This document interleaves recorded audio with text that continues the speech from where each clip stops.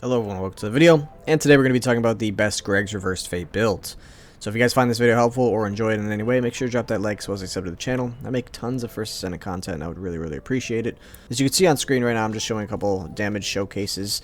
This was a gluttony kill that I had where I did 112 million damage, and this was without an optimized Greg's build. It was on Glay, obviously. There are going to be two different builds, one for Glay and one for everyone else.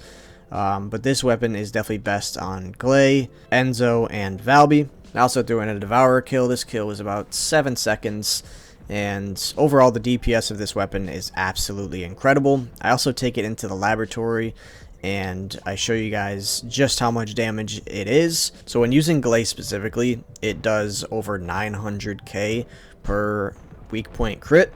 And obviously these are just on basic enemies, so it's going to do less on Colossus enemies. But the craziest part about this build is the 1 million damage per bombardment, which when you max this out, there are 7 of them. So that's a potential 7 million damage just from the meteors. But now we're going to be taking a look at the modules. First one is weak point sight. We have better insight, concentration priority, action reaction, better concentration, fire enhancement, mental focus, that's very important for Glay, fire rate, rifling reinforcement, and have aiming.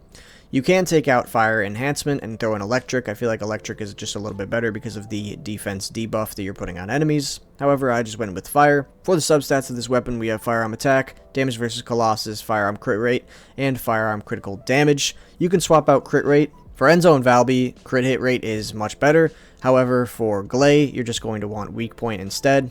And then we have the build that I'd be using on Valby and Enzo, and as you can tell, we're using edging shot instead of an element. This is probably not better.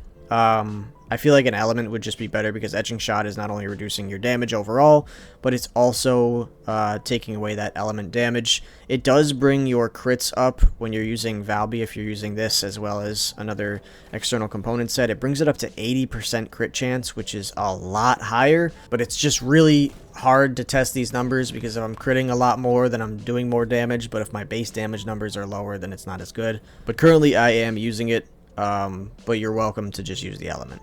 And also for the Valby Enzo builds, you're going to be taking out mental focus because it's not as good. And you're going to be using spray and pray, or there's another module which we'll talk about in a second.